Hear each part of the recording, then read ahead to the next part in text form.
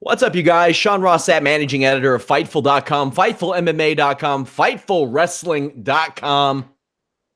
You boys, the one who broke the news August last year that Ronda Rousey was training to become a full-time professional wrestler.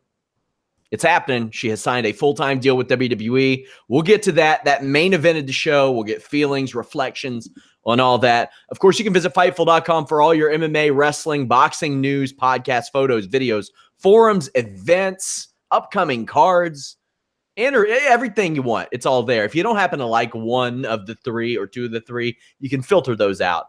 But make sure you all leave us a thumbs up, subscribe, like, share, all that good stuff. It really, really helps. This was a big night. I've said it before. Royal Rumble is like Christmas at Fightful.com. We had just a plethora of features over at Fightful.com. Those are on our main page. Go check it out. Without further ado, I am joined by one Alexander Pawlowski, former associate editor of Fightful.com. Now, I guess you could say senior satirist. Is that how I pronounce it? Senior satirist. That's great. I'll put that on my Twitter bio. Senior satirist at Fightful.com. Senior satirist at Fightful.com. You all can follow him at Pawlowski IV. We are joined by EPW's Anna Bauert. Anna? So, that was good. That was not the train wreck I expected. So that's always a start. Well, let's go ahead and get into it. We're going to start from the bottom. First off, I just want to say Sam Roberts stole EC3's jacket. For about 25 years before this weekend, nobody wore a red jacket in WWE. And I bet Sam Roberts saw EC3's last night and he went, "Oh, son of a bitch. That's the one I brought this weekend." So I feel for the poor guy. I do. Jordan and Rollins run into Gable and Benjamin backstage. I love this. Oh, this was such a great segment, and it made what happened later in the Gable and Benjamin match so frustrating. Because I'm so down for like Gable and Jordan trying to one up each other from opposite shows until they wind up on the same show and there's a blood feud. Give me that right now. Like, sure, put it in my veins. I want it. Gable said, "Yeah, this guy dumped me for a singles career," and then pointed at his tag team title. How's that going? How's that going? That was wonderful. Oh, that was so wonderful. Also, before this, they announced that the winner of the Royal Rumble gets to pick what championship they go after. When I hear that, Anna, am I alone in thinking like, well, why aren't Charlotte and Alexa Bliss in it then? And Charlotte even brought it up on the pre-show. She's like, I kind of want to be in it and challenge Alexa. And I'm like, she probably wasn't supposed to say that. If it really was a last-minute addition, then I guess it was too late to try and plop them in there. But the entire time, those girls sitting by ringside, I was like, I feel so bad for you. I know, unless they change their plans and they take the titles off them before WrestleMania, and that would be the ultimate slap in the face. But it's still like, this was kind of cool. Good to be in it, but yeah. So Ric Flair also looks very humble, sober. I think we can all agree on that. He looks like a shell of his former self, and he's different. I wish somebody would have humbled Alundra Blaze and JBL, because that was an absolute garbage fire of a segment. Alundra Blaze does not know who is in WWE right now, and it's very clear. And JBL, instead of just kind of letting it slide like a good broadcaster should, he decided to put on his Fox News hat and be like, "Oh, you don't know, do you? You don't know any of them, do you?" I wonder if there's a history backstage between these two, because she started out with like, "They let you in here?" Like, to me, that's immediately contentious, and I felt him bristle like right after that, and he wouldn't let her get away with anything after that. Like it was just bad. I didn't see it as something, like, I know people were up in arms about it, but it just came across as two old buddies ribbing each other, and yeah, it wasn't too professional. But, and in her defense, Ric Flair had no idea who was going to be, on the women's roster anyway. I think he's probably more in touch with it than Oh, they asked him the question. They asked him the same question, though, and he couldn't come up with any names. Well, I mean, he was practically brain dead a few months ago. I'll cut him a little more slack. Yeah, okay. My point is, I didn't take that whole segment as offensive as people took it. It seemed more harmless to me, but I thought it was terrible broadcasting, and JBL knew better. And, maybe Alundra should have came a little more prepared, but she was there to represent a bygone era. That's what she was there for them to see, to say, hey, look, she's not going to be in this, but we remember her, and here she is. And I thought that kind of made her look bad. Kevin Owens backstage insinuates that Rosenberg pays for his TV time, which was, he was tearing Rosenberg a new one. It was great. On the pre-show, we had Kalisto, Lince Dorado, and Grand Metalik defeating apparently the Motley Crew, because Vic Joseph called them that 74 times during this match. This, at least early, was not the kind of match you put on in this to get the cruiserweights over. Kalisto's handstand counters are always really cool. The triple moonsault was a really awesome spot. I love that. Gallagher wanted to go to the top rope, but Drew Gulak's like, no. And Gallagher's like, it's okay. It's going to be okay. Then it wasn't okay at all. He missed the splash. It was awesome. The hometown crowd for Drew Gulak was chanting PowerPoint, and he had to be like, no, that's against my rules. Even if you like me, it's against my rules. I will say Metalik is so smooth. He throws elbow drops like the opposite direction WWE wants their guys to throw because they don't want them to smash heads. But everything else this guy does is just really good. There's a springboard stunner from Dorado and Metalik with the tope con hilo. Kalisto, Dorado, Metalik get the win. Anna, what do you think about this match? Did you get to check it out in Australia? I assume it was 4 a.m. there. It was 6 a.m. This match started at about 6:35 in the morning. Again, it's what we were talking about the other day in terms of the cruiserweights. They're first up on the pre-show. It was unfortunate what's happened with the title situation, and that match was scrapped and everything like that. So we kind of guessed that this would have happened, and unfortunately none of them were in the actual Rumble either. But at the same time, I feel like the match, I don't know really where they sit with this. They were wrestling in front of about 90 people. The match they delivered was entertaining and lighthearted with the cool flippy moves. Drew Gulak consoling Gallagher at one point, patting him on the head. And there was actually a really good example in there of how to pull off a ref distraction properly, with Gulak actively hitting the two people on the apron with the ref watching him while Gallagher beat up the legal man, which is a real reason for the ref to be distracted as opposed to them looking like chumps. But aside from that, it's a tricky spot because part of me feels like, well, they should put together a match that makes everyone go, did you see that? I missed it. I'm so pissed off. Okay, we'll have to tune into 205. At the same time, they're kind of killing themselves every single time they go out into the ring, and to do it in front of minimal people seems pointless. I don't know. I just hope that with this GM situation, stuff changes.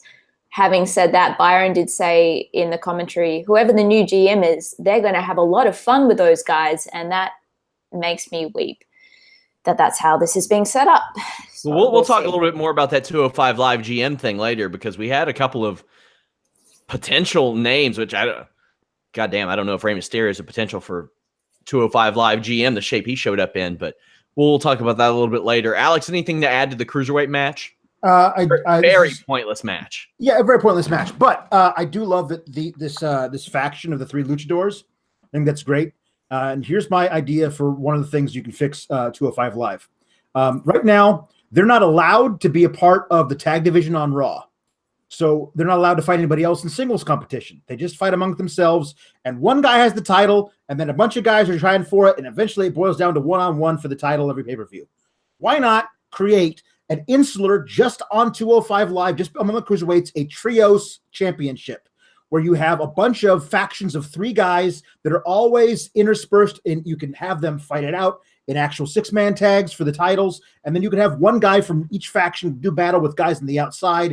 You can do a lot of fun things, but this luchador trio, I think, is a great sign for like what you could have individuals that are similar and that can work very well together, and they can get in and actually have something to fight for beyond the one purple belt that only two guys get to ever fight over. I would agree. Hey, the faction method works pretty well for New Japan. Mm-hmm. Yeah, it does. Up next, we had the Revival defeating the Balor Club. The Revival work over the leg of Anderson. So unusual to see Anderson at this point working from underneath. I love the old school KA on Anderson's boots, like that you would see from NWA guys. A lot of back and forth, solid work. Chop block sets up the finish for the Revival. Commentary didn't make a big deal out of the win, and I don't know how to take that. I don't know if they were giving Revival just due or if they were just kind of like, well, they should beat them. They're on the same level. It's hard to really portray. And while initially I was against the treatment of the Revival last week, so much stuff got cut from that show. As I was talking to a lot of people about the Enzo thing. I have a story on that on Fightful.com. The people that I was talking to were like, yeah, this got cut, this got cut, this got cut. There were a lot of stuff cut. And unfortunately for the Manhattan Center, most of it was there and the main event segment. But Alex, your thoughts on the Revival moving forward and this match? This was really big for the Revival. It felt to me like if they just had him come out here on the pre-show and then job a second time in a week to Gallows and Anderson, even though they are pushing the Balor Club, it would be really detrimental to them. But I love that they won. And actually, it's able to keep Balor Club strong because Revival, in keeping with their modus operandi over the last several years, they won dirty. They win dirty in matches where they have a chance to take a shortcut, and in ones where they can't, they win with skill. This one, they took a shortcut, they won. It saves both teams by having Revival win dirty, and then you can move on. And if these guys have a longer program ahead of them, that's fine. But I don't think you should, nerf the Revival too badly at this point. They're too valuable. Yeah, I would agree. And you never know with the brand split what a change in roster can do for a team. But Anna, anything to add on Revival Balor Club? Not really. I mean, that was confirmation they haven't destroyed them. I think this is just they're placeholders until they can get them properly somewhere because they've been out for so long. And this is, they can start building now to WrestleMania, whether or not they're going to get in before that build or after with the brand split. There's still hope. And there was some cool spots in this. And the simple offense to prevent someone from tagging in is Dash is trying to do the work, and then Dawson just slid in between Anderson and Gallows to stop him from reaching for a tag. It's so simple. It's beautiful. So it's good. Yeah, as far as tag team matches this weekend, that one had, this match wasn't going to live up to Young Bucks and Roppongi 3K, which may have been, top 3 match of the weekend, top 4 match of the weekend. That was insane. And Authors of Pain, Undisputed Era last night. Tough to live up to those in what they were given. Mojo Rawley answers Bobby Roode's United States Championship Open Challenge match. I thought this was going to be really, really ugly. It wasn't that bad. Bobby Roode, you could tell, worked his ass off and busted out every single thing he had in his arsenal just to make this worthwhile. I thought we would get at least 5 tackles. We only got like 2 or 3. Mojo and Roode trade spine busters. Then when Mojo reverses 2 glorious DDTs and sends Roode into the post, Roode hits a real ugly-looking glorious DDT out of the corner. Like, I don't know whose fault it was. I didn't have the time to go back and look again, but it wasn't the way that it was supposed to be. But this was ultimately harmless. But we've heard reports. At least Dave Meltzer says that Mojo was not originally intended to be the challenger for this match. That person who was unspecified would later appear in the Royal Rumble. Anna, your thoughts on this one? I was wondering about that because it did seem kind of odd that this was the surprise when he was in the tournament to begin with. It was a fine match. It was pretty short, and they both did a pretty damn good job with the time they were given. Just note that they had to bring up Grunskrotsky twice on commentary because Mojo was in there. Just saying. Alex, anything on this one? This was a very basic. This was a SmackDown co-main event.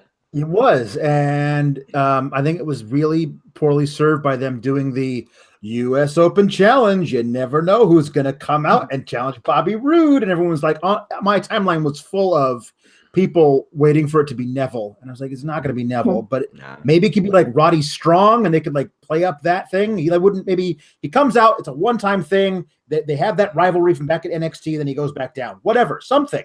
But instead, it was Mojo. And listen, I like Mojo more than most. And even I was like, womp womp. Like, that's it? That's your big reveal? From whatever Meltzer is hiding, like who it was supposed to be. I don't know if it was going to be anybody like huge since it was on the pre-show. But it certainly wasn't. This match was not done a good service by it being a open challenge, because I think people would have been fine with it if it had been a Bobby Roode versus Mojo Rawley for the U.S. title on the pre-show. If we had announced it as that ahead of time, people would have been fine with it. But in this case, it was like, oh, that's all we're getting? You could feel that. They didn't even know. They had no idea. Yeah. AJ Styles defeated Kevin Owens and Sami Zayn to retain the WWE Championship.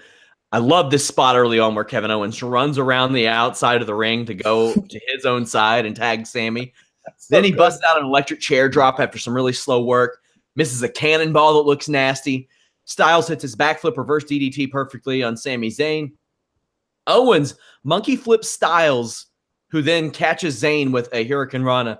That is a kind of a callback to the Christopher Daniels Samoa Joe match that they had at Unbreakable 2005, one of the best matches ever, in my opinion. AJ Styles puts KO in the calf crusher, but Zayn breaks it up. I don't know what those ring posts are made of, but they sound really, really good when people hit them, and nobody, to my knowledge, has been hurt yet. Zayn hits a 2.999999 on a Blue Thunder Bomb. Like, AJ just barely got his shoulder up. AJ Styles made a flying forearm into one of the best finishes in WWE because he's that good. Then he rolls up Zayn for the win, but Kevin Owens was the legal man. Backstage, Kevin Owens is voicing his grievance, and Shane's like, I don't care. So, Alex, what'd you think of the match before we get into what happened after? Match was fine. Really liked the match. It really built around the cleverness of Owens and Zayn, as well as the brilliance of AJ Styles. And trying to think of who else among the WWE roster could have been on the side of the one versus those two and made it this good, and there's nobody. Like, AJ Styles is just, he's brilliant for, like, not only can he have a great match with anybody, he can have a great match with any two people. Like, he's wonderful. I mean, I hated the finish, but loved the match up until that point. How many more ref screwing up deals can we do, especially on SmackDown? Especially on SmackDown, where they've established all you got to do is say, hey, that didn't happen like you saw, and then they'd have to redo it. They said that. So now every time afterwards, we can say, hey, guys, you already established that when the ref screws up, you can redo everything. And they don't do that. So. For the love of God, like, it seems like all of AJ Styles' programs over the last year have had this in them. Anna, what did you think of the match itself? The match was great. I just wanted a separate cam on Sami on the apron for whatever the hell he was doing when he was out of the ring. You could just see glimpses of him as they go past. He's just always doing. I love him. That Kevin Owens spot walking out of the ring just to come back in was perfect. And they got me with the calf crusher. And I knew it wasn't going to happen that way, but they sold it that well. They built us up that well that I was like, don't tap. And I do love that they reference both finishes to the last match. But yeah, this finish, that's, as we said with when Gable brought it up and they did the instant replay, you've introduced this now. You have to acknowledge it or capitalize on it, or, you know, what they're doing is ignoring it, but we all remember. And this is Chunky SL, and El Tanto strikes again. So backstage, as I mentioned, Shane McMahon was like, don't care.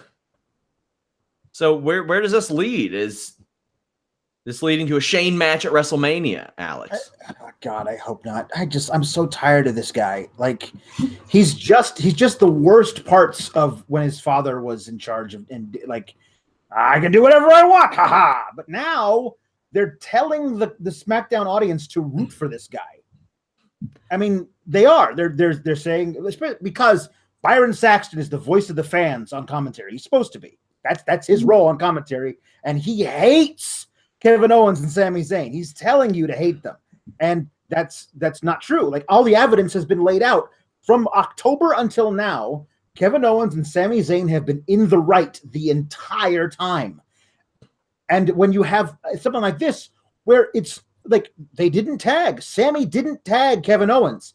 Kevin Owens runs in, he tries to hit the power bomb, and he gets rolled up by Styles. Ref never even called that there was a tag. He didn't do the tag sign. He just counted him out.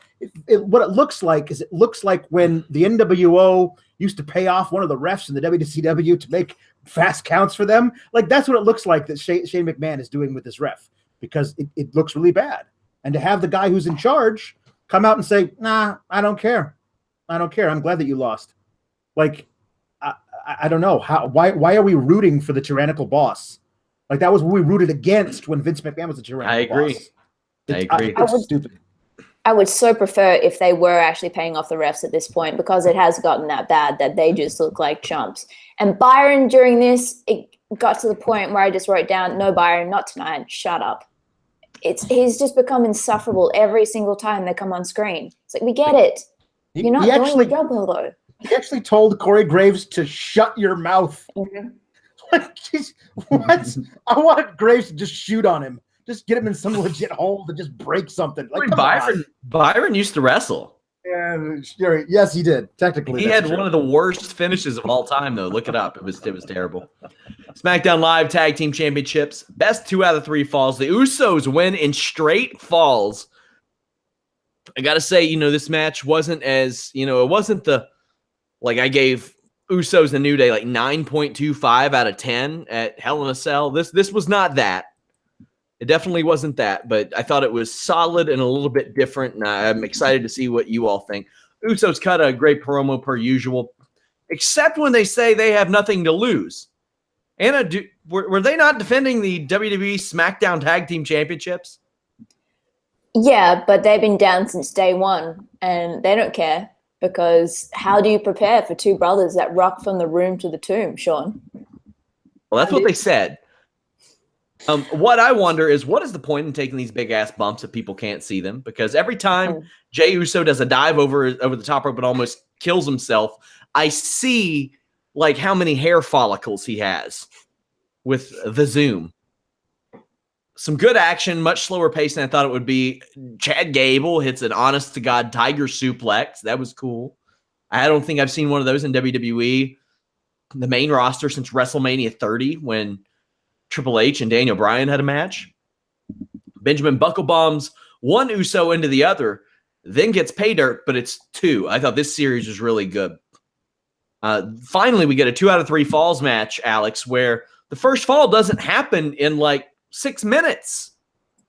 Yeah, normally what we get in a 2 out of 3 falls match is the first fall takes 6 minutes. The second fall to tie it up takes under 3. And then the third fall is like 15 minutes long. And that's what we've kind of come to expect from these things. I loved that the first fall was like all these guys making covers, trying to figure out how to get the other one over, new moves, new variations on moves, near falls, 2 counts, 2.5 counts. Then the first fall was like, wow, just settling in. This is going to be great, guys. Oh, it's over. And that was stupid, because you built this point where like Gable and Benjamin are ready to have the belts for a month. Give them a month until Fastlane, then somebody can take them off them. But see how these guys work together, because Gable has improved so much in the ring and as a character since they turned him heel. The stuff that they did backstage in the pre-show between him and Jason Jordan was fire. It was so good. And it proved that there's so much more they can do with these guys. And then they lost in straight sets. And I was like, oh, okay. I kind of just took all the air out of that thing for me, and I wanted more. I didn't care that if they would have lost on the third fall after a much better match, but to have it just go like that, it just felt. I like that they did something different with the 2 out of 3 falls match, but just not in this 2 out of 3 falls match. Gable hit a beautiful moonsault to the outside onto both Usos. A super kick party and an Uso splash gets 2 on Chad Gable. Then the Usos prevent a German suplex, get a super kick on Gable 3 times for that first fall. Then when Benjamin and Gable hit their finish on Jimmy Uso on the outside, it looks like they're going to take maybe a fall, maybe 2. But a small package wins it for the Usos. Anna, what did you think of the 2 falls in a row? It's very unconventional. They don't often do the 2-0 thing. Yeah, and that's why I liked it. I'm not as invested in Gable and Benjamin as Alex is. I think the work they're doing is great. Gable in particular is such a douche, and he does it so well. But I think they managed to come off looking strong despite the clean loss. And maybe that's a big statement to say, considering they did lose clean in 2 out of 3 falls. But they pretty much destroyed, well, they looked like they destroyed Jimmy's leg. Jimmy sold his ass off for them for that, to the point where I was like, at some point, that leg's just going to come straight off. In one of these matches, it's just going to come off. So I liked that it was different. We've seen so many of these 2 out of 3 falls matches, and it is that predictable formula. I'm all for it. So Usos retain. Gable and Benjamin, I guess we'll see Tuesday where they land, how that all hashes out. But next up, in my opinion, was one of the 3 best Royal Rumble in-ring matches that I had ever seen. Like, as far as Royal Rumble matches. Rusev, number 1. He is introduced by a very over Aiden English, that whole Rusev Day deal. Super over. Man, the biggest scoop of my life. Rusev Day calendars this week, one day before they dropped. Your boy. Oh, here we go. Hot off the presses. Doesn't even have a barcode. Wow. That's how ahead of it we are at Fightful.com. Balor is number 2. In all my Wrestle Rumble picks, I had Balor as number 1. I thought this was the match for Balor to be an Iron Man, and as it turns out, it was. It was an outstanding performance by Finn Balor. Rhino was number 2 or number 3, and I was hoping, especially seeing what kind of shape he was in, I was like, please let him be the only ECW alumni in this. It's done. It's been 17 years. Let it go. Baron Corbin comes in. He gets dumped out by Balor very quickly. Corbin gets mad, attacks Rusev and Balor. Then Slater. Never in my life will I forget the 2018 Royal Rumble run of Heath Slater, which we'll get into. Baron Corbin attacking people after they're out. Like, this is, I did the Fightful books thing, Royal Rumble changes. This is one of the changes that I wanted to make. Like, stop having people eliminated affect the match. Anna, what were your thoughts on this and the early going with Balor number 1 or Rusev number 1, Balor number 2, up until Heath Slater entered, essentially? Well, of course, Rusev was number 1 because Rusev Day is number 1. Rusev, number 1. But it did make me go, yeah, well, kind of knew he wasn't going to win anyway, but yeah, at least he got a proper introduction and everything. Corbin wreaking havoc, as annoying as it is so completely in line with his character. So if anyone else had done it, I think I would have a bigger problem with it. But it's Corbin. He's a schoolyard bully. He's Nelson Muntz. So when Heath Slater comes so enthusiastically out at number 5 and then gets the wind knocked out of him and then repeatedly gets stepped on by nearly everyone, your heart sinks a little bit for the guy because he has kids. I like the beginning. I like the first 5. Rhino, for some reason, every time I see him, I think he's missing a Civil War outfit, and I don't understand why. Maybe it's the mutton chops. But that was my takeaway. Oh, and Rusev obviously doesn't watch SmackDown because he didn't know about the Boss Man slide from Corbin. There we go. Yeah. This was just tailor-made for Elias to come out. Like, I saw everybody laying down, and I was like, this is very Ernest the Cat Millerish in 2004. Elias comes out. He sings. Man, he was over with the crowd. Interrupted by Andrade Cien Almas, Alex. This was a good surprise. This was a great surprise. And kudos to that guy, man. I was thinking about this overnight. That a lot of what I'm seeing on the Twitters is how amazing Johnny Gargano was in that match last night and how it was his story. And it was because they ended with him and Ciampa coming back and attacking him and him being cradled by his wife, the new signee on the ramp. It was Johnny Gargano's story. But my God, that match that Andre Cien Almas had. And then to go from that friggin' Iron Man thing that they did last night. And to come back in and do the Royal Rumble too. And he was great in this too. And it was like, I was so happy they gave him this shot to be here and to do that. And we saw later they did the same thing with Ember Moon. So like they're really pushing the NXT champs as being on the level as everybody up on the main roster. And that's important. I thought that was a good way to establish that without having somebody get pinned. Yep. Yes. Was to do it that way. Up next, Jerry Lawler to a Bray Wyatt who is debuting or coming out says, Bray Wyatt hasn't made any friends since debuting. And I'm like, he used to be the leader of a cult, Jerry. Maybe Jerry's drawing a distinction between cult members and actual friends. Yeah, it's true. But maybe he's being nuanced. That would provide Lawler having a clue. So no. First time for everything. Big E is out next. Each one of these people are kicking Heath Slater as they come out, by the way, which is great. Big E doesn't kick Heath Slater, but he feeds him pancakes, which Kevin Dunn almost misses. And had Kevin Dunn missed that, we fighting. We fighting in the streets if Kevin Dunn misses that. That was Big E's spot of glory. Can't miss that. Backstage, well, Ty Dillinger's music hits. He's number 10. I'm cool with that being the thing every year. People can expect it, whatever. Kevin Owens and Sami Zayn attack him. And Zayn prevents Kevin Owens from running out. And he's like, no, I got this. Well, he didn't get this. He was eventually eliminated. Anna, how does this affect the dynamic of Kevin Owens, Sami Zayn moving forward? I don't think it affects him. I think if KO was healthy, he would have also been beaten up and taking someone else's spot. And I really wish that was the case. I feel bad for Dillinger. I really do. But at the same time, I hope this means that he gets some kind of rub from this and gets a few matches. I love that so much. It was just so in line with them. Of course they would do that because they're the best. We'll see that on Tuesday too. There's so much Raw or Royal Rumble fallout over the next 2 days. Like it's going to be pretty wild. So every time Heath Slater got hit, I cackled like audibly. Sheamus comes out and I'm like, oh, he's definitely kicking Heath Slater. He rolls Heath in the ring and then Heath eliminates him in 2.2 seconds. That's a new record, right?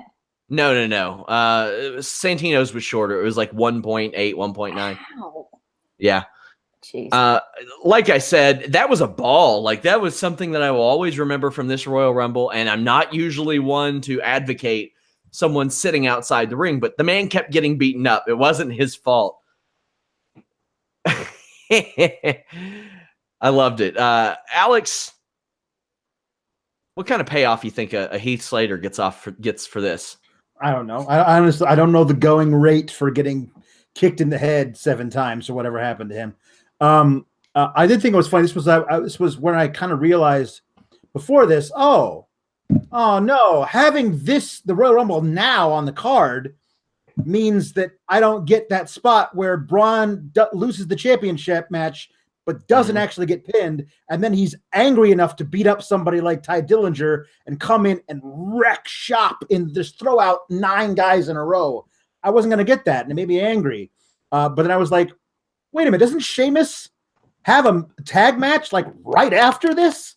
Why would you risk coming in that early? And then what if he wins it? He's going to be in the entire time and then have to go in and challenge for the champ. I didn't like any of the guys in the tag match that followed this being in this match. It took me out of it every time I saw them, which was great for Sheamus being eliminated so fast. But the other two guys in it were in it for several minutes, so it felt odd. Sure. Xavier Woods comes out next. Apollo Crews follows after him. Nakamura comes out at, I think, 14. The crowd sings his theme. Eliminates Zayn with a corner knee. I love that spot. Thought that was a really, really good one. Cesaro comes in, almost eliminates Balor. I don't know why Almas is helping Balor here. This is a situation we saw a lot in the Women's Rumble, too. And they tried to cover it up in the Women's Rumble. We'll get there, but it never makes sense to me. Unless it's like they're saving someone big from eliminating someone smaller so they can help eliminate that bigger dude. Then it would make a little bit more sense. Kofi comes out, gets clobbered by Cesaro. We'll get back to Kofi here in a minute. Crews and Cesaro tease eliminations, another good spot, but Crews gets uppercutted. He's out. Jinder Mahal, number 17, tosses out both Big E and Xavier Woods. Rollins comes out during this time. He has fire pants. He tosses out Cesaro, waves bye to him. Then, and I want to know, Anna, if you think this will play into this Tuesday's SmackDown. Jinder Mahal has tossed out two members of the New Day. He goes to eliminate Kofi, but as Kofi lands, only one foot touches the floor. The other foot touches Xavier Woods, who's lying on the floor. Big E then slides pancakes underneath his feet. And then, honestly, in one of what I think is one of the more impressive Kofi Kingston spots, they do a cheerleader launch, and he goes over the apron, over the top rope, and over Jinder Mahal. Jinder Mahal's 6'5". He's a big man. This is unbelievable, Anna. It was pretty cool. I was watching a package of all of Kofi's spots from the past Royal Rumbles, and that's definitely up there. Though I think leaping from the barricade to the ring post is also pretty damn cool. Mahal came out. I kind of went, oh, yeah, that guy's still around. My bad. But, yeah, we're getting him, and he's tagging with Rusev Day because apparently Rusev Day heals. Anna, do you think that when Kofi flew over Jinder's head, he said, Jinder, up here. I'm up here, Jinder. Is this like a Post-it note saying I'm up here, stuck on the top of his head? That would be great. Fantastic. So right after that, Almas hits his finish on Kofi after Kofi eliminated Mahal, and then Almas tosses Kofi over on the other side where New Day wasn't, which I thought was a great touch. He saw New Day over there, and then he's like, I don't know what they can cook up, literally, in this situation. So I'm going to toss him out the other way. Woken Matt Hardy comes out at 19, super over. He and Wyatt eliminate Rusev. This is the annual spot where everybody goes, oh, shit, is this person on the same page as Bray Wyatt right now? Because that'd be kind of cool if they were. And then they're not. It happens every single year. Alex, they eliminate each other. What does this mean for this program? Because I was kind of digging the idea of Woken Matt Hardy and Bray Wyatt maybe coming together there. Yeah, there's a really cool, very Matt Hardy-esque tweet that he sent out that he was almost taken in by the spirit of Sister Abigail. Yes. But she's got a very deleterious effect, and I must destroy her. And that was fine. I like the idea of somehow Bray Wyatt's mind games controlled him for a second, but he broke free. I always knew these two guys were going to do the double elimination spot in this thing because, Elimination Chamber is a month away. Got to have that for one of the matches there. And that's fine. That'll be fun. We're going to get more of this. That's cool. I was sad that they eliminated Rusev, who I thought should have been in almost to the end. Earlier, I wanted to say that, having Jinder Mahal eliminate my two favorite members of the New Day back to back was like the WWE, literally giving me a personal middle finger because of how much I hate Jinder and how much I love those two guys in the New Day. But then I was so happy that Kofi eliminated him. It was almost worth it. I thought this was their way of being okay, Jinder's not completely buried, but we're trying to not put that much juice into it. John Cena out at number 20. Everybody attacks him. He quickly eliminates Elias. And then we see a returning Hurricane Helms. And I had a lot of people asking if I knew this. I had no idea. I didn't even bother asking him. So I don't know if he would have told me or not. I know that 2 days ago, we were talking about Nathan Jones, and the subject of a Royal Rumble didn't come up at all during that. But he is quickly tossed out by John Cena, who receives a chorus of boos. Hurricane almost tears his ACL on pancakes, which they apparently couldn't clean up ringside. You don't have somebody that can clean up pancakes, Anna? I don't know. I mean, we know they come out of Big E's pants, but we don't know how they got there. So maybe that's a touchy subject for people. I don't know. But that was awesome to see him in that.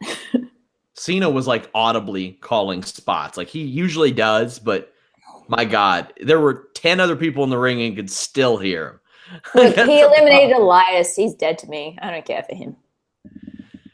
Yeah, they'll have a match, something like that. Adam Cole or Aiden English is number 22. Adam Cole, number 23. Big pop for Adam Cole. He had a good showing here, too.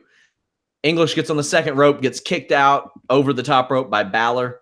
Randy Orton is out, and he worked real smooth with the NXT guys to the point to where I'm like, can he do like an excursion, Alex? Like, go have him work Adam Cole and Andrade Cien Almas. It might be fun. Yeah, it would be. Two things. One, poor Aiden English. You can totally tell how being attached to Rusev is what has gotten him over, because Rusev was out of the match, and in comes Aiden English to crickets. Like nobody cared about him when he wasn't attached. But if Rusev had still been in the match and then his boy comes in the match, everyone would be assuming those two would work together to get Rusev over. And it's that theme, man. Like when his theme hit, I was like, who the hell is this? Who's the opera singer? I do want to say it is the most Randy Orton thing ever that he enters the Royal Rumble smooth as can be, hits his finisher on the NXT champ, and then eliminates him like it ain't no thing. Like it was just so perfectly Randy Orton. Be like, aha, I'm Randy Orton. I got this move that I do, and it's impossible to beat. Okay, must have been in there for a half an hour. Like he had a great showing as well. No, that was a great showing, but it was kind of funny. Like, of course, it would be Randy Orton doing it that way that would get rid of the NXT champ. But I honestly, that was a great spot. Loved it. And Almas had a great showing. Titus O'Neil at 25, Miz at 26. At this point, Roman Reigns is the only previously announced name left. Miz goes for it kicks on Rollins and Cena, reverses an AA into a skull-crushing finale. Number 27, Rey Mysterio, and goddamn was this man in shape. Like, he looked like WCW Rey Mysterio. He didn't have the big-ass pants or the knee braces. He was like, you know what? Nah. This is going to be the Rey Mysterio that old school guys remember. In just unbelievable shape. Like, he's not been that small since WCW either, because I remember when he came over to WWE and he had bulked up a little bit. I don't know why he thought that he needed that for what he was doing, and I thought Rey Mysterio looked incredible. I'm very, very curious to see what happens with him moving forward. Yeah, he did look incredible to the point where it's like, he could be 205 GM or he could be in 205 Live. And then Shane Helms could be GM. Who knows? Yeah, that I just can't say enough, because if you all remember Rey Mysterio when he left WWE, well, one, the relationship didn't end very well, but time does heal all wounds, and you could tell in interviews over recent years that it had. Impact had tried to come to terms with him. He had been on Lucha Underground, but Alex, Rey Mysterio looking real good tonight. Rey Mysterio looks, because I watched Lucha Underground, so like I remember watching him on that and going like, that's really cool to see Rey Mysterio. He can't do all the things I remember him doing, but he was still great to watch, and he could really tell a story in the match. But he always wrestled with like a little spandexy, no sleeves, zip up thing, and he never was shirtless. My God, he looks like he's lost 30 pounds. He's just so compact. I don't know. Like, here's the thing: if you're gonna save 205 Live, there's no better wagon to hitch yourself to than this guy, who everybody remembers, everybody loves, and like he can easily be the guy who saves that brand. And I mean, this version of Rey, I shudder to think of the amazing matches he could have with a guy like Cedric Alexander or Mustafa Ali or anybody over there. It could be so great. Hell of a veteran to have around. Even if it might be a one-night thing for all we know. It might be. Yeah, I do feel bad for Cedric Alexander not getting on this show at all. Like, that man cannot catch a break between injuries and everything. That match that he and Mustafa had on last week's 5 Live, they said, we are going out there and we are going to save this show, just the two of us, having a face versus face, amazing match. Like, if you haven't seen that, guys, if you don't watch 205 Live, this is the match to go see. They had this amazing interview after the thing where they said, you know what? Maybe we're going to tear the house down every night, but we're going to rebuild it brick by brick. Us. That was great. If they had done that match tonight on the pre-show in front of more than 90 people, that might have gotten your interest built back up. You know what I mean? So I would have Rey Mysterio be. I would put him on a retainer. And I would say, be our utility guy. If we need somebody for a big match in NXT, you can do it. If we need you on 205 Live, do it. If Roman Reigns gets the mumps, you can slide him in, do something like that, and you don't have to worry about an Olympic gold medalist dying on your watch. So, Rey Mysterio being in the fold, looking like that, all for it. 100% for it. Can't say enough positive things about him. Roman Reigns is 28. Miz Taraj saved Miz from being tossed, but they get Superman punched. Miz gets curb stomped and Shield powerbomb to the outside. Really cool elimination. Then Reigns eliminates Rollins. Anna, does anything come of it?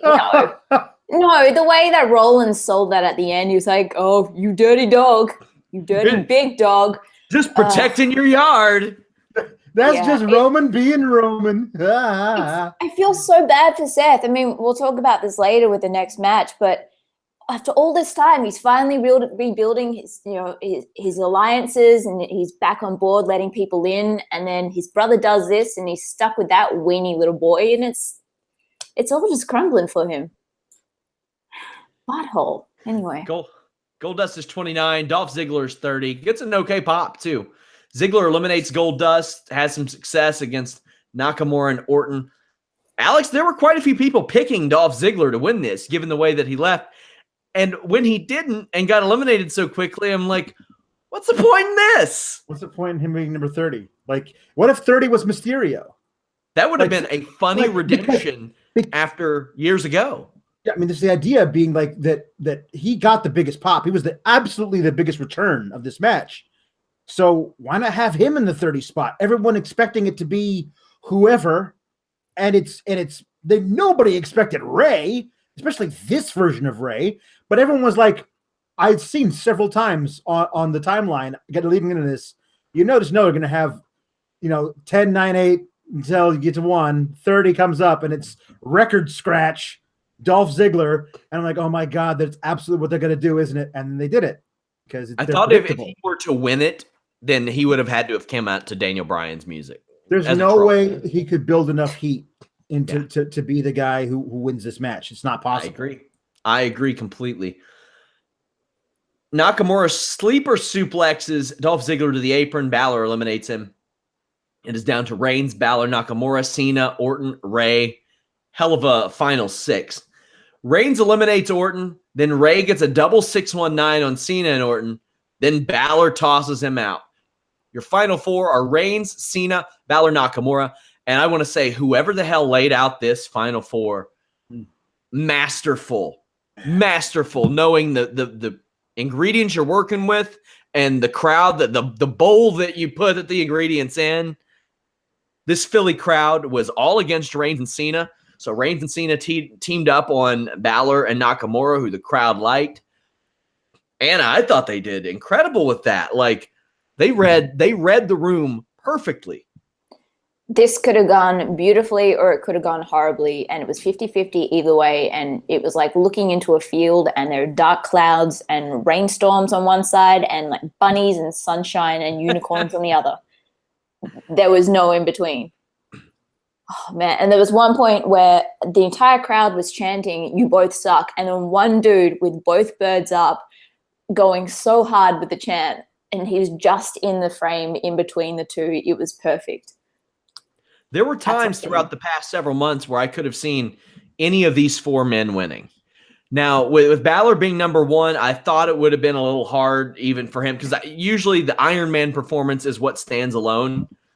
But I could think of far worse ideas than the leader of the Balor Club challenging AJ Styles for a championship. Or this being the only way that Balor could get a guaranteed shot at his Universal Championship he never lost, because they're not putting him in that match on their own. So he's saying, now you can't deny me. That could have been fun too. Sure. And of course, Nakamura, AJ Styles, anytime you ask either man what match they want, that's it.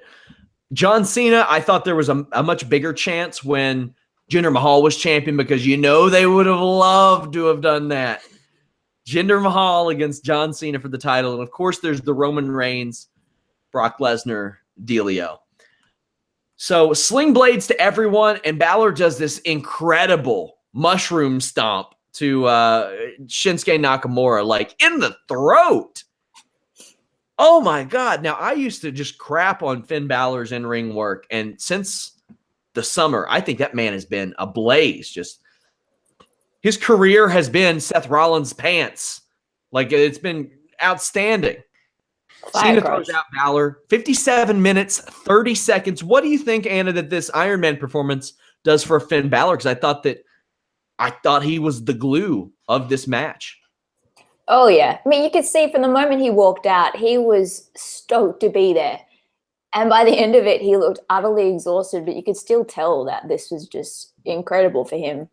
And given his size, especially at the start of that match when he was trying to be chucked out by Rhino and Rusev, you're like, oh, this thing is prejudiced against small people. But he was the right person to give this title to for this match. And I hope this means a lot of big things for him. And I hope we do actually eventually get to see him versus AJ. As soon as I wrote that down, like whispered the possibility in my head, he was eliminated. So I learned not to say anything except for the women's match. We'll get to that. Nakamura looks like he's applying the sleeper suplex on Cena, and I thought, ain't no way he's taking that one again, Alex. No. Johnny Boy learned his lesson. He's like, that one's off my list of things that I'm willing to take. Thanks. My God. Nakamura eliminates Cena. It's down to Nakamura and Reigns. Superman punch flattens Nakamura. Nakamura's on the apron, applies a triangle. I thought that was dumb from a psychology standpoint for Nakamura. If you've got the energy to do that, just slide in the ring. Yeah. Reigns power bombs him back in. Second rope Kinshasa. Spear. This is wild. A real stiff Kinshasa does it, and Nakamura wins.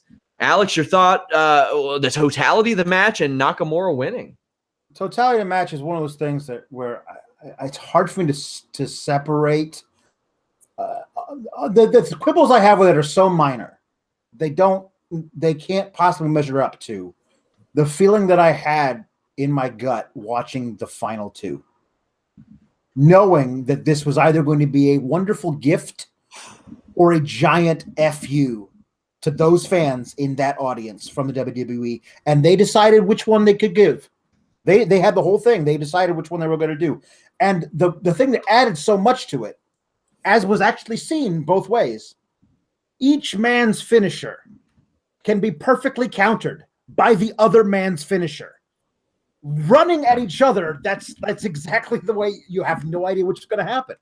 And I had knots in my stomach, just like wondering if they put over Reigns here, does the building catch on fire?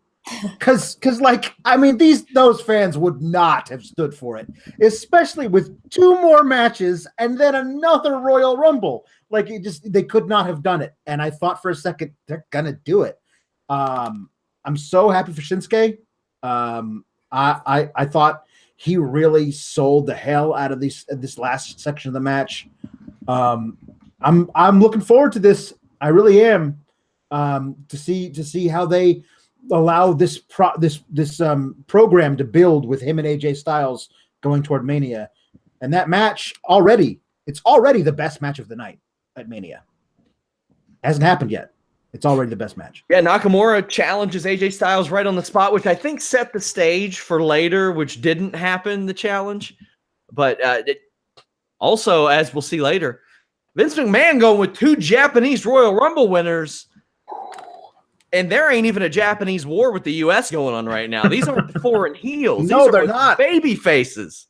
This is the thing that This is the thing that I said. Somebody's like, "Do you really think that they're going to do 2 Japanese?" And I was like, "Listen, in Vince's mind, it's okay because Shinsuke Nakamura is challenging for the title on the B show in his mind, and I honestly think that if they're going to do this, that they set up the whole you can challenge for either title to get Asuka in the ring one-on-one with Charlotte, who would then beat Asuka's streak." Because it's Ric Flair's daughter, the greatest women's wrestler to ever wrestle. Like, that's what I feel like they were going to until we had the giant bombshell at the end of the night, which we'll talk about, which throws a monkey wrench into the whole thing, and I don't know what's going on. And we got it. Nakamura, AJ Styles, Royal Rumble. Man, Vince McMahon has XFL on the brain right now. I was just going to ask, how much of this do you think is a direct correlation to him slowly maybe letting go a bit? You are so going to be our XFL sideline reporter. Oh, yeah. That is going to happen because you are good at the sports. She's so good at the sports, you guys. Brilliant at the sports with a Z. Thank you.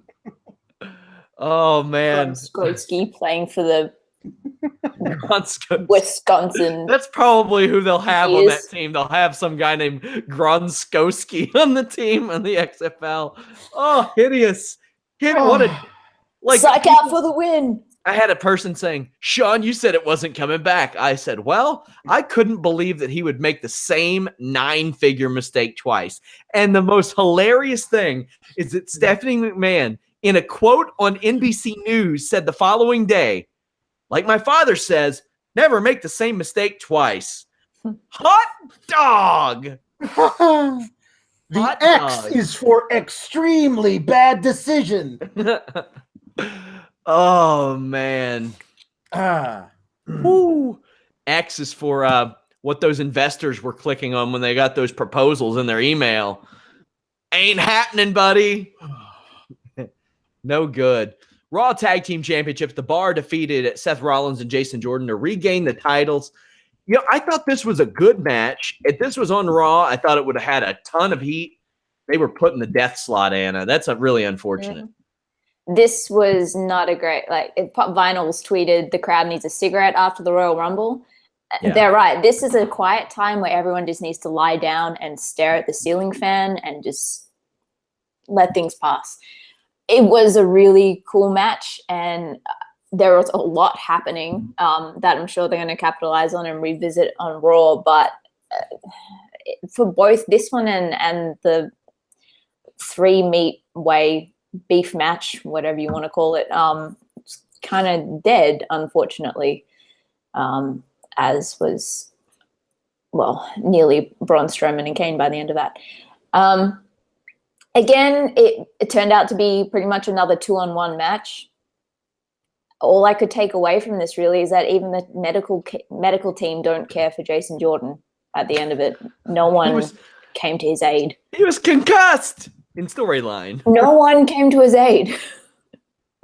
Rollins worked this entire match on his own. I thought that was a real cool story. Rollins is moving around like he was 180, 190 pounds. I don't know if those pants turned up his turbo or whatever happened, but they were a fight, Sean. He was all over the place. Jordan kept getting thwarted, was isolated and out attacked. Rollins had the pain put on him. It just got no reaction. That's really unfortunate. In my match ratings, where I started at 5, I slide up and down. I gave it a 6, which is above average. But if this were on Raw, I feel like the crowd would have been more into it, and it just would have ended up better. Jordan tagged himself in and out because he was knocked loopy. The Bar wins the titles. So, Alex, you know the way WWE does things. Mandatory contractual rematch. Right. Mandatory contractual rematch.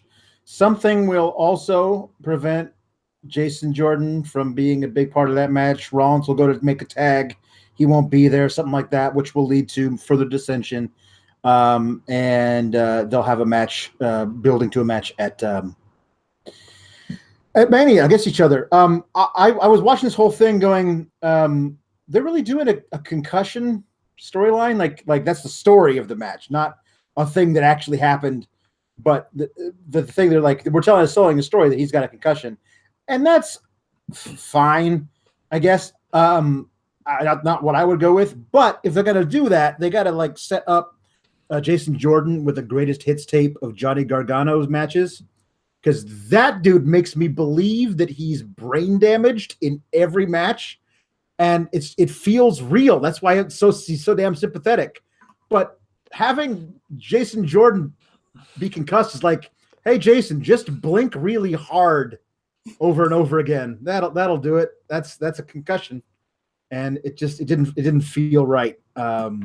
But like, hey, here's the thing: the Bar has a rematch with them, and then we're assuming the Bar wins, and I guess they're probably gonna feud with now babyface Balor Club. Like, I was so sure that we were getting a Jordan and Rollins win here, so we could bring up the Authors of Pain tomorrow and get some fresh blood in the tag division. But the Authors of Pain don't feud with the Bar. That's not. I mean, I love to see that match, but that's not how they. Battle. That's not how they book stuff. Yeah. So who knows? But there's not really the right team for the Bar to feud with right now. Up next, WWE Universal Championship. Brock Lesnar defeated Braun Strowman and Kane. This was a messy, messy war. Braun Strowman knees Brock Lesnar in the head, and then Brock's like, no, catch these hands. Catch these giant gloved hands. Oh, man, that was when the knee like stunned me. Like I was like, oh God, I hope Brock's okay. And I was like, oh no, wait, Brock's head is just so full of rocks. There's no way he felt that. So he decided, okay, I'm going to punch Braun as hard as I can in this temple. Like, oh, geez, a shoot fight between these two. There's no way that doesn't end in one guy just, dying. Speaking of, oh, wow. Yeah. Wow.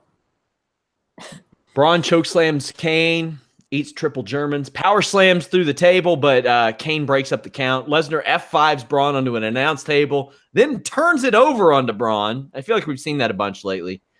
Lesnar F5s Kane on the table. Hey, Anna, what'd you think about that spot? Because it finally broke. Yeah. He kind of dropped him and the table didn't break, but it eventually collapsed under his weight instead. And there were so many receipts going back and forth in this match. When Lesnar put Strowman through the table with the F5, that was definitely payback in that spot. I don't know how they all walked out of this.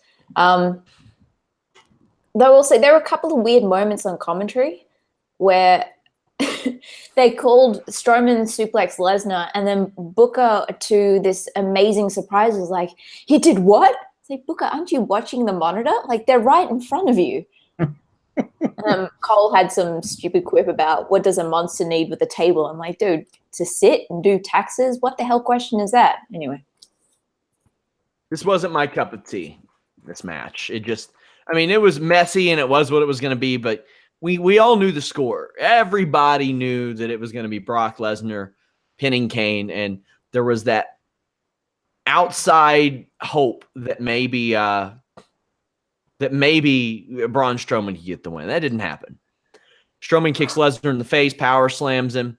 I see Strowman tell Lesnar to roll towards the ropes, because Brock has forgot some stuff in his last few matches. Like, he's had some trouble.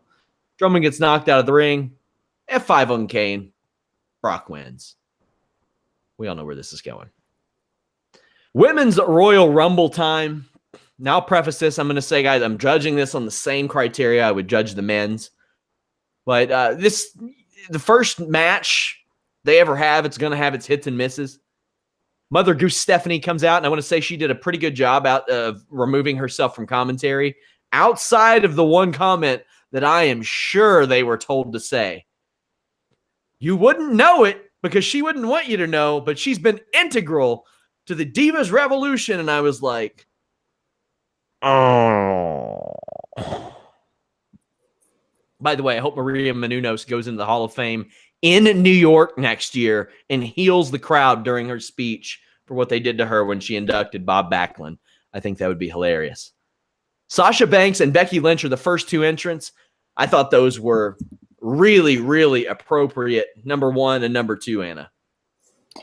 Yeah. Well, I'm just going to say one thing about Stephanie on commentary. Look, she didn't make it about her. I'll give her that. And they only did the one camera shot away to her. And I was expecting them to miss some of the action just to get her. However, I will also say I don't think she added much to it. She did a better job than Cole did, because Cole didn't. What was that quote about Kairi saying dresses like a... She loves boating, hence her yacht persona. They didn't know shit about Kairi Sane. No. Neither one of them. It felt like a guy who hosts like pageants, being flown in, getting to the venue 10 minutes before go time, and being handed note cards. Like her interests include there's like, watch the damn product, man. Like, oh man, I hated this. I hated him on commentary for this match. Sarah Logan, number 3. She gives Banks a nice pop-up headbutt. Mandy Rose at number 4. Lita comes out at number 5. I think she's aged in reverse. And this was the most that Lita worked in a match since her retirement in 06. She's done, like, she did a match last year where she really didn't do anything. She did the APA thing against Heath Slater at Raw 1000. And she worked one, like, I think she teamed with Jerry Lynn a few months after she retired. But this was the most she worked since then. She eliminated Mandy Rose. Kairi Sane came back. I think it was her first match since November, unless she did a recent NXT house show, because she was one of the many that got banged up in November at that NXT takeover.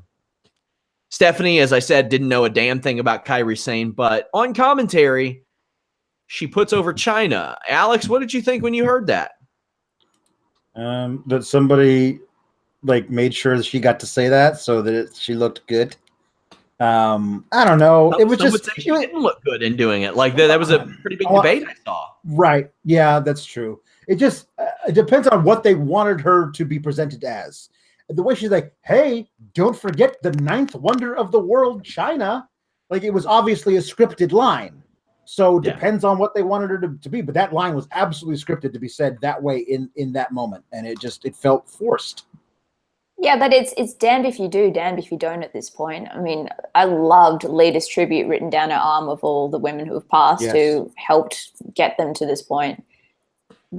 I don't know, like, it's just, she kind of had to say it, but at the same time, everyone knows the history, and it does leave a off taste in your mouth, especially because who knows if China is actually ever going to get in that Hall of Fame because of everything else.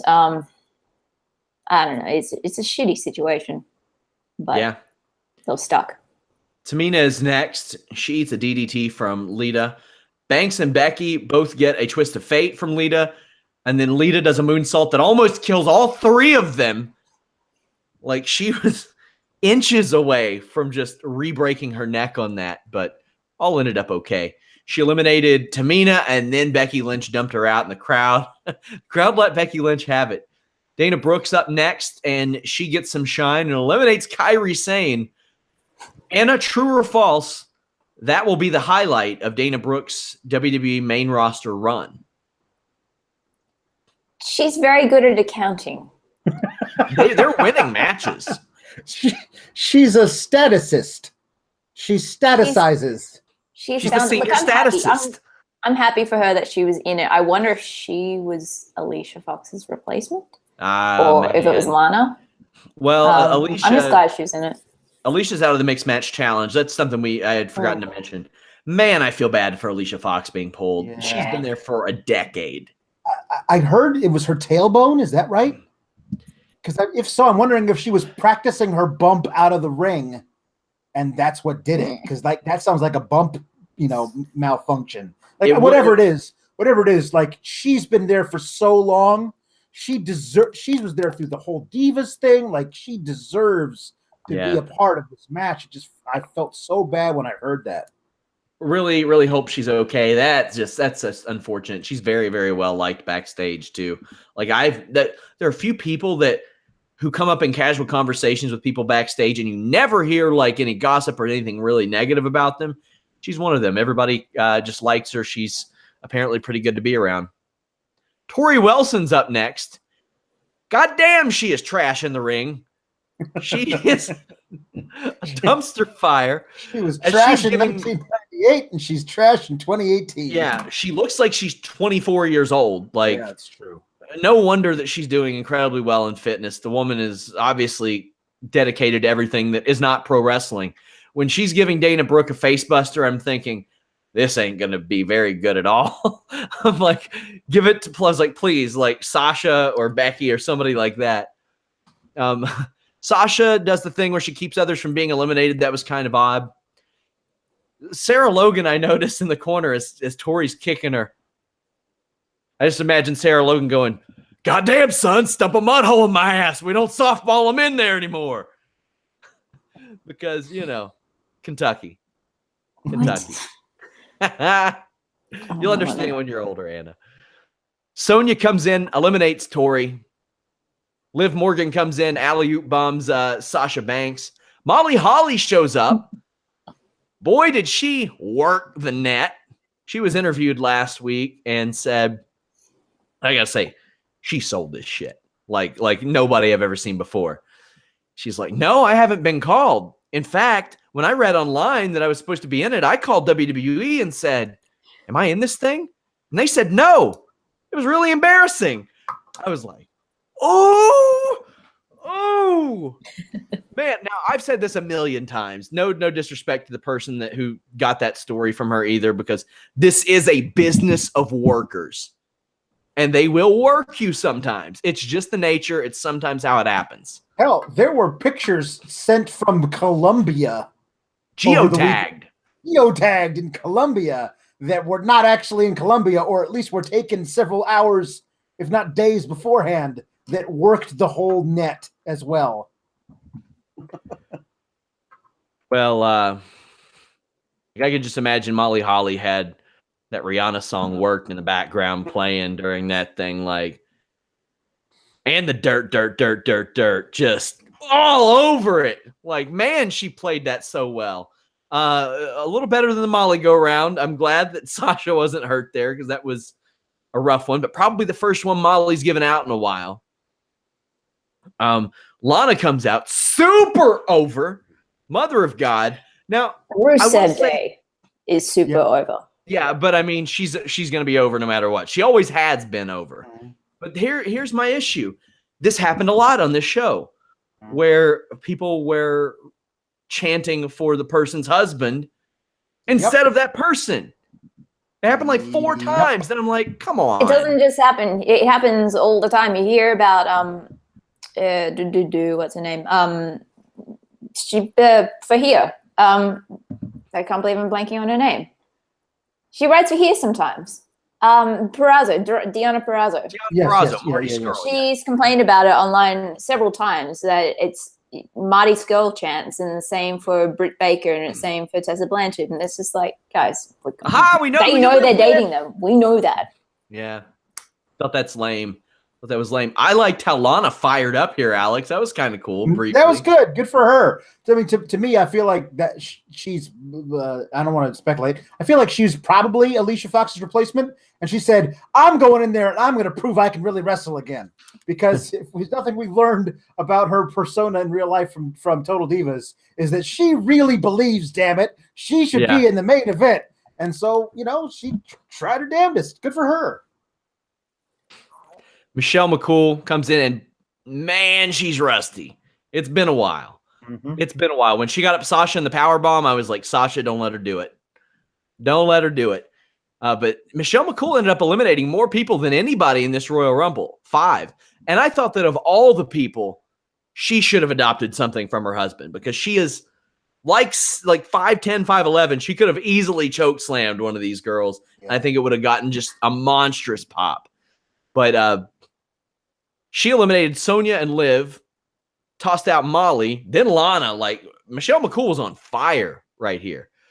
Then we got Vickie Guerrero, who came out and screamed at everybody. And, you know, this being the comedic relief in place of a Santina or a Breezy Bella or a James Ellsworth. Yeah. I'm thrilled with. Anna, what did you think of the return of Vickie Guerrero? 49 years old. She'll be 50 this year. She took a good bump out that ring. I was a bit worried there. I couldn't help but think Sasha helped eliminate Vickie Guerrero. She helped eliminate her hero's wife.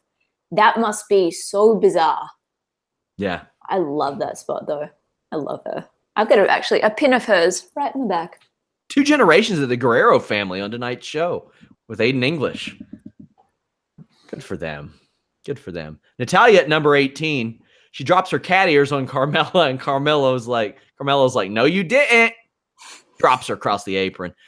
Carmella and Becky have a rough exchange, but, you know, I'm not that, like, opposed to, like, stuff like that. Like, it was obvious they screwed up a spot that they were trying to call on. But, I mean, the fights are sloppy. Now, it's a different kind of sloppiness that we saw with some of the people who hadn't been in the ring in forever. This just looked like a fight where they couldn't gain an advantage as opposed to tripping and falling over yourself. So I think that's okay. Carmella's gear game, like, I can't imagine how much money this woman has spent on gear at this point. Like, she has new gear for everything. Not only that, New Day got new gear to match her gear for Mixed Match Challenge. Yeah. Like, I'm wondering if they, like, how much of that is deductible for these guys? Because they're putting in the dollars. I would hope all of it. I would hope most of it, if not all. Yeah, but as an independent contractor, sometimes they goofy around on that. True. Kelly comes in. It's rough. Alex, did she get permission from Test from Beyond the Grave to be in this match? I honestly felt like she was supposed to go over the top rope right in the very beginning, in that first spot. And I could just feel the ghost of Test face palming in the crowd. Like, it just felt wrong. Like she's asked, he's got his blessing via the Hollywood medium to come back and do this. And I just felt like he was so disappointed in her. Michael Cole brings up, he goes, Naomi's mentor, Kelly. And I'm thinking, how dare you, son of a bitch, even compare the two? Like that's, you don't say that, okay? And, you know, I've been known to criticize Naomi for her mic work in every facet of pro wrestling. Kelly makes her look like Zack Sabre Jr. just putting on a seminar, like, in the ring. Naomi is like decades beyond the anything Kelly being her mentor situation. Michelle McCool gets tossed out. Ruby Riott shows up, eliminates Becky Lynch. Sasha powders out. I noticed that Sasha was powdering out a lot, which happened a lot in this match. There was a lot of powdering out, which we'll get to later. Jacqueline is in. Nia Jax follows. Jax throws out Jackie and Kelly. This was a nice showcase for Nia Jax. They had her powder out a while too, Anna, but I mean, they did establish, like, she is the biggest girl in the ring. She is dominant. This could be trouble. And I feel like it's a little more convincing with Nia in the Women's Rumble because we haven't necessarily seen that out of them yet. Also, there's a big height disparity. When you see a big dude in a Royal Rumble match, it's a little smoother to get them over, as we saw. With Nia Jax, it's a little bit of a different situation because these women do not go over the top rope easily, but I thought Nia Jax had a really good showing, Anna. Yeah, Nia looked great. You can't just brush over Jacqueline. Jacqueline looked like she could legitimately knock out every single person in that ring. Probably could. She looked incredible. They all looked incredible. It's bizarre. I still want to say, though, like, I understand that you're judging this from a general Royal Rumble, but given it is the first one and they brought back all these people to, like, establish this and make it special and everything, I just kind of being unfair. I'm not giving it any slack. I'll give it the slack that it's the first time. I'm not going to give Michelle McCool slack for tripping and falling 3 times in her first series back in the ring. That's not going to be something I look over. Like, this is a special event kind of thing. If it was the second one or whatever, then yeah, cool. They should have probably trained up a bit more. Well, they should have But trained up a given bit it's a more for it special being the event- first one. There were going to be a lot of eyeballs on this. It was the main event of the show. Like, if you get in there and you trip and fall over yourself 3 times during your first series, I'm going to point it out in the review. Like, oh yeah, I get pointed out, but I think in terms of like judging it the same way as you're judging the men's, it's a different spectacle. isn't that what this at is this all point. about?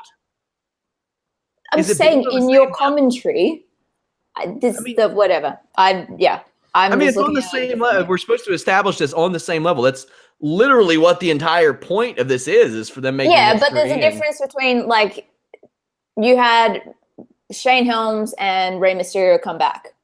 Sure. If I'm missing anyone else, as opposed to a whole bunch of people, and it's not like we don't get a lot of returns with the women's division as is.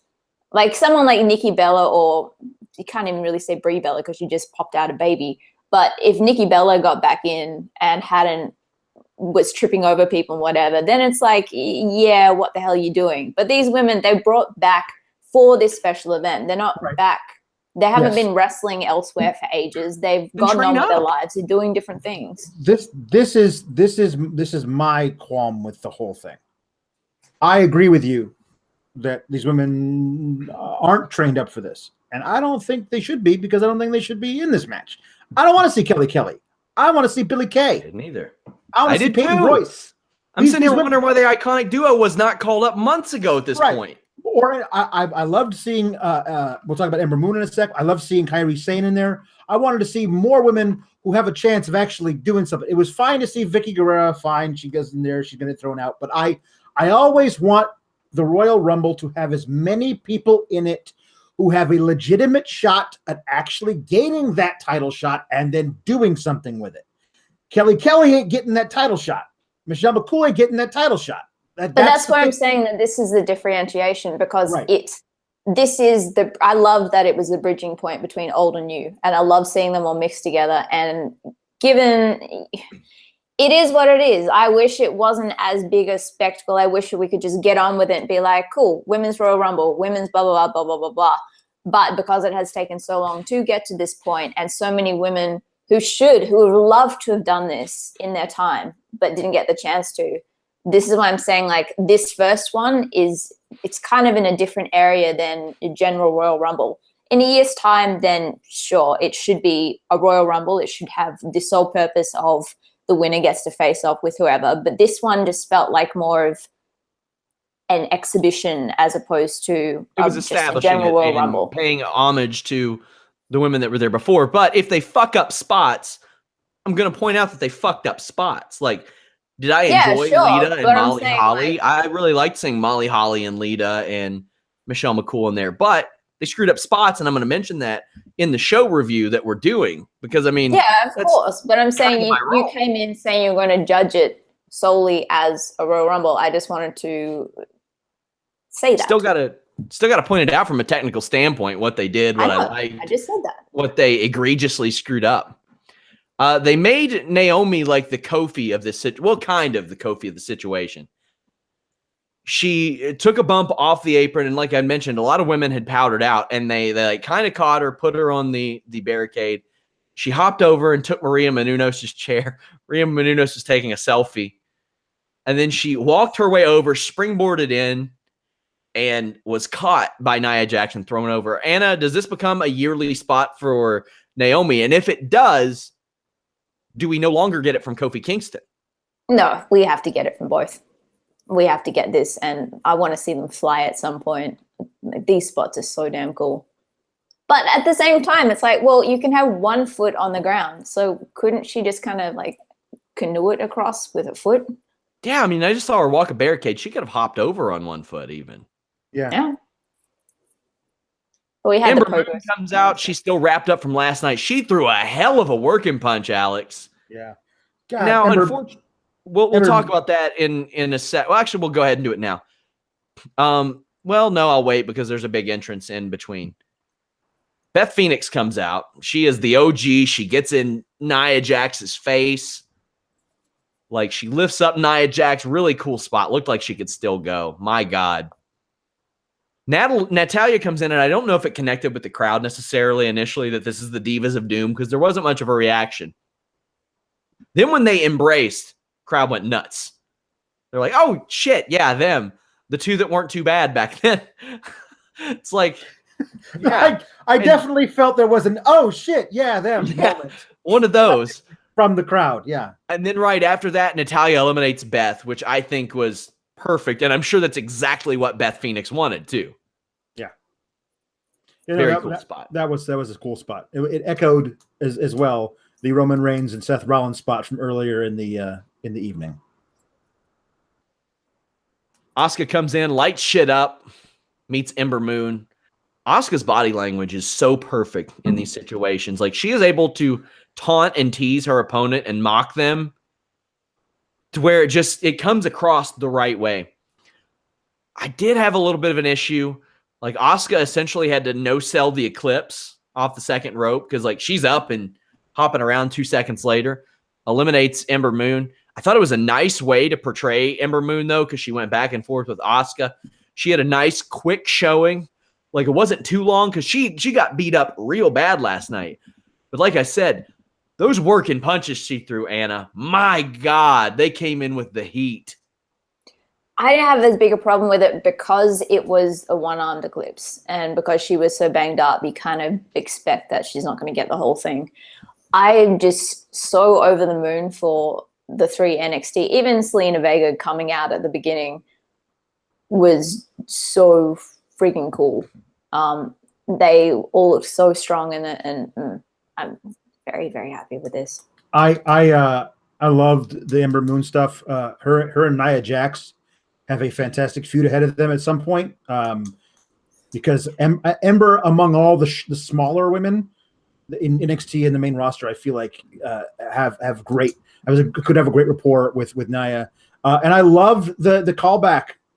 Everything that you give me so much more of. Hey, we used to have a thing in NXT, and now we're both doing something on the main roster. Give me so much more of that, because that's so cool for like the super fans who watch both. And it's a great way to introduce, like, everyone who knows Asuka goes, hey, who's this? What's this thing? Maybe I should go on the network and check out their old matches, because they had a fantastic rivalry, and it's so cool to see it come to fruition in some way on the main roster. Hikaru Bellasawa is up next. She gives strong style forearms to everybody. Looked really good as she came back.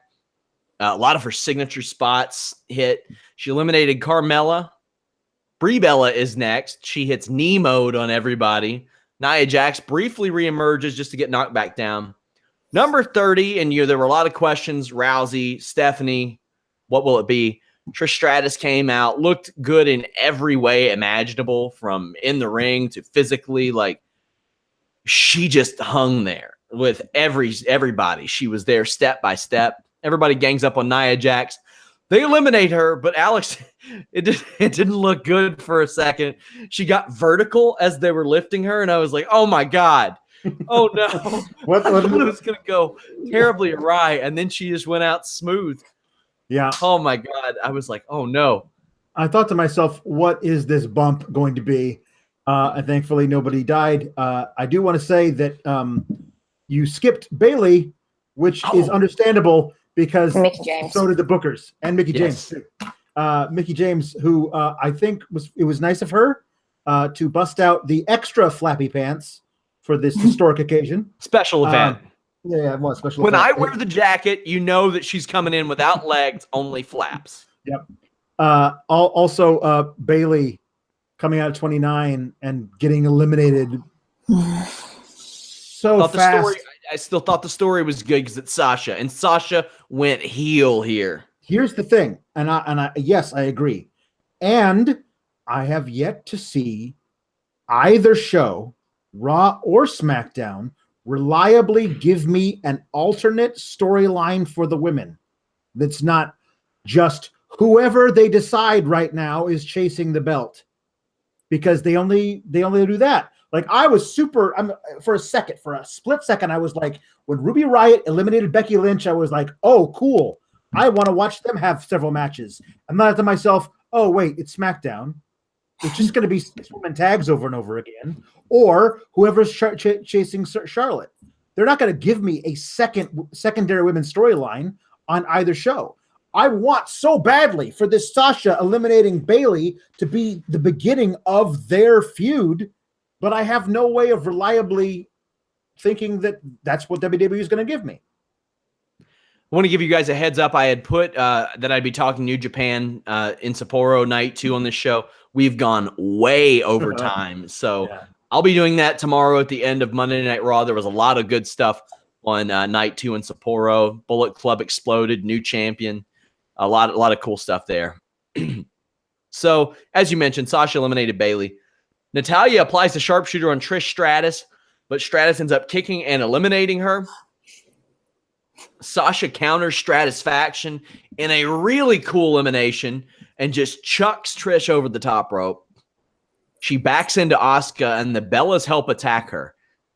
Sasha goes for the corner knee, but the Bellas catch her and eliminate her. I thought that was an awesome elimination, too. They had the closing of this match, Anna. They had it down great. And I just loved those couple of eliminations involving Sasha. Those were beautiful. Even Trish's one, I knew that was coming. That was going to be her. And I love that they used that as an excuse as a finisher for her and Banks. It was also Natty putting Trish Stratus in the sharpshooter, staring at the WrestleMania sign and going, tap out, tap out. Like, she has gone insane. Yeah. Like, finally, I'm on board with her character now. She is batshit. And then she's wearing Sasha Banks. Oh, man. Like, she's next level. Sasha Banks as well, with the running makeup and everything by the end of that. She was so exhausted and desperate to win this that you also questioned her sanity by the end of it. Even when she tipped Bayley out, she was like, it's how you play the game. Bye. But it was just, I much preferred this version than what we saw with Butthole and Rollins. I really like that. So my wife had a Sean Ross Sapp scream off-screen moment when Asuka is delivering the yes kicks to Brie Bella, and she goes, God damn it, she's breastfeeding. Will you stop? And I was like, Jesus, I didn't even think about that. That is really, really rough. Oh. Like, I have a heart, Asuka. Jesus. Nikki turns on Brie. That is just continuity. She's like, you may not have died in the womb, but you're going to die right here. I wanted her to say it again, just like off mic, but loud enough everyone could hear it. Asuka head scissors Nikki onto the apron, eliminates her. Asuka wins. Anna, your thought on Asuka winning? Vince McMahon going with the 2 Japanese stars. Kind of impressed? When you first said, and then I always do this, I forget that people are different nationalities, different colors. Like, it just, I don't know. I'm like, that's Steve. I don't care. But when you first said that 2 Japanese stars, I was like, yeah, they both wrestled in Japan. That's pretty cool that they would have done this. I'm like, oh wait, yep, okay. But it just, that's what we're talking about. Yep. That, yeah. It doesn't.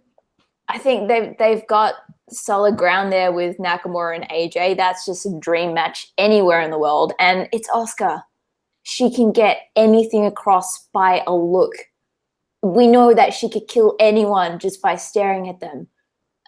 I actually wrote, oh, holy shit, this was actually done right. And I was so happy and pleased, just considering, covering Smackdown every week. The women's division is a shit show. It's a joke. And then I did not actually expect this to be pulled off as well as it was. And then the next part happened. Also, I failed to mention the Trish Mickey face-off. Mm-hmm. Great reaction. Great thing. Because at one point for like probably 8-9 years, that was maybe the best women's match that I had ever seen in WWE. And it was great of them to go back to that. Charlotte, Alexa Bliss join Asuka in the ring. And then Ronda Rousey's music hits. Ronda Rousey has signed with WWE full-time. She said that this is going to be what she does from now on. She did an interview with Ramona Shelburne, who I know she has a good relationship with. And had I known Ramona Shelburne was at the Royal Rumble, I think everybody would have known that Ronda Rousey was there, because that's been her go-to for like interviews and stuff. I did know that a couple of her friends were ringside, but man, I thought this was the right thing to do, because the Rumble was for the people who had kind of achieved it. Now, you had a lot of people saying this took away from Asuka's moment. I think, if anything, Alex, it accentuated the moment, because you have a big question mark around WrestleMania, and there are going to be more eyes on Asuka right now than there ever would have been if Ronda Rousey hadn't came out here. Yeah, no, this is a major deal. It's interesting. You say Ronda Rousey's music hit. Well, it's Bad Reputation by Joan Jett and the Blackhearts. But Yeah, I did not know that was her music, because I don't follow MMA the way that a lot of people do the crossover stuff. I like that. I think it's cool. Apparently, she came out wearing actually Roddy Piper's jacket, which is cool. And I liked the thing in the middle of the ring where she offered a handshake to Asuka. Of the three, the two champs and Asuka in the middle, she decided to shake Asuka's hand, and Asuka's like, get the hell out of here with that. Which is going to be played on ESPN and over again. Who is this woman that Ronda Rousey offered a hand to who slapped it away? That becomes a thing that now we are getting this mainstream coverage. All of a sudden, that becomes something that's interesting. I was all ready for it to be, Asuka challenging Charlotte to get that one-on-one match at WrestleMania. But now we don't know what's going on, because we also got Ronda Rousey going up to Stephanie at the end of the thing, and Stephanie playing like, I had no idea, Michael Cole. I'm very upset about all of this because nobody told me this was going to be happening, is her tone of voice. Yeah. And then there's a very hesitant handshake, because the last time that Rousey and Stephanie met on WWE TV, she nearly, quote unquote, broke her arm at WrestleMania 31. So there's all kinds of potential opponents for Ronda Rousey, and any of these women could meet up in any way at WrestleMania. All we know is that Ronda Rousey's going to be there because she pointed at the sign, and that means she's going to be there. She pointed at the sign a lot. They told her. All they told her to do. Rhonda, make sure you point at that sign. And she did a lot. Whatever you do, you point at the fucking sign.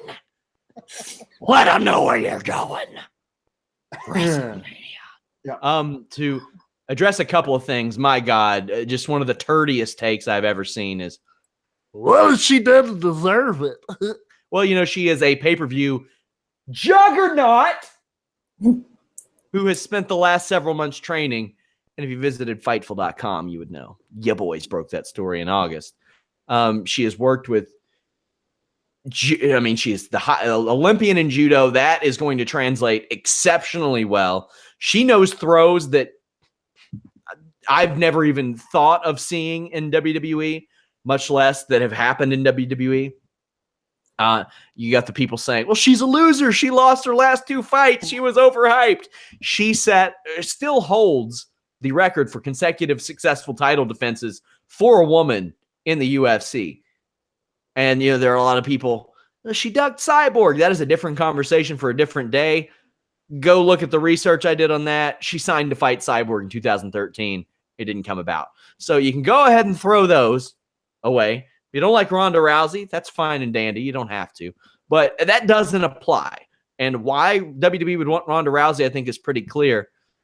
Anna, after all this, Rousey popping up, Alex mentioned it. She's wearing the Piper jacket. She had actually asked Piper for his permission to use the Rowdy nickname back in the day, which I think is pretty telling. What did you think of the Ronda Rousey debut here after the match as opposed to in the match? They did it the right way. Having having Steph or Ronda Rousey come out at 30 would have completely distracted from the whole point of this match. And doing it this way, Alex is right. You're getting a whole bunch of new eyes on it, asking, who is this? Who's not shaking your hand? What's going on? anyone who is saying that Ronda Rousey, she lost. She's like, are you freaking kidding me? Do you want to try fight her? I would love to see you try fight her. All of you at once, line up, and I want to see that happen. Having her now in this division, I pray to God it brings some kind of new edge to it, and it gets the writers or against Vince or whoever's in charge of this division off their fucking ass and get into gear and actually do right by these women, because they can deliver. And having Ronda here, hopefully she will threaten them. Otherwise, I don't care. Just do right, please. UFC's Twitter even posted about it. Like, Dana White has been very supportive about her moving on. Guys, once upon a time, a guy by the name of Brock Lesnar lost 2 fights in a row. And people said that he was a loser, that nobody would take seriously anymore, and blah, blah, blah, blah, blah. Hey, I run Fightful.com, the world's leader in crossover combat sports. So, good news for you boys at Fightful.com. Of course, guys, visit Fightful.com. We have podcasts covering last night's NXT TakeOver, a fantastic show. Between those 2 shows and Sapporo the last 2 nights, just a remarkable weekend of pro wrestling. Just really good stuff. Tons of debuts, lots of stuff going on. I did a UFC Charlotte wrap-up last night. I want to thank you guys so much for joining us on this live show. Our second most watched live show ever. Second only to last year's WrestleMania. So thank you guys so much. I know it's been a long show. I know it's kind of late, all that good stuff. I know that we've had a ton of content, like between the Royal Rumble and NXT TakeOver. But guys, thank you all so much. It was just awesome. It was a great weekend, a lot of fun watching wrestling this weekend. A lot of cool stuff happened, a lot of optimistic stuff happened, a lot of new stuff happened. And I want to thank you all for being there to join us. Of course, we have post-WWE Monday Night Raw shows, post-Smackdown shows. We had The List and Your Boy, our flagship show on a Wednesday, which features the owner of Fightful.com, Jimmy Van, and myself. We have a guest on every week. We have a lot of fun on that show. Tuesdays is the Holy Smokes MMA podcast. Myself, Showdown Joe, once nominated for a World MMA Award for Best MMA Journalist. We go about 90 minutes on there, have a guest there as well. But thank you all so much. Anna, tell the people what you're up to before we go. I'm working with EPW Perth, and it was just announced that we are doing a crossover show with Progress Wrestling, the UK's #1 pro wrestling organization, and I'm in love with them. And this is going to be my Sophie's Choice, but it's going to be incredible. So if you are in or around the Western Australian area in April, get your tickets. And we have a show this coming Saturday, Hot Summer's Night, February 3rd, which includes the rematch of the Untouchables, which is part of the Mighty Don't Kneel versus the Street Gang Hooligans. And it has had a lot of international hype because they are very good at what they do. So once again, check it out, or check it out on video on demand on our Vimeo from the Vault. EPW, at EPW Perth. Thank you. Alex, what you got going on? We need to get you a new off track soon. I'm assuming there'll be something that comes out of tomorrow night's Raw that's going to be probably pretty nuts. If we don't get a Hurricane and Mighty Molly video on like a Fallout or something, I'm going to be upset. Yeah, but looking forward to tomorrow. I'm anticipating several debuts and brand new storylines heading us toward On the Road to WrestleMania. So much pointing. Point. Everyone point. Point at the sign. Point. I have a Fightful Mania logo that I pointed at all last year, but I feel like I'd be going back to the well a little too much. Guys, thank you all so much. We have an Instagram, a Twitter, a Facebook. They are all at Fightful Online. We also have individual Twitters for MMA, pro wrestling. Visit us, Fightful.com. Thank you. Leave a thumbs up, subscribe. Let people know about it. Let your friends know about it. If they're dead, dig them up. Put a laptop in their hands. Point.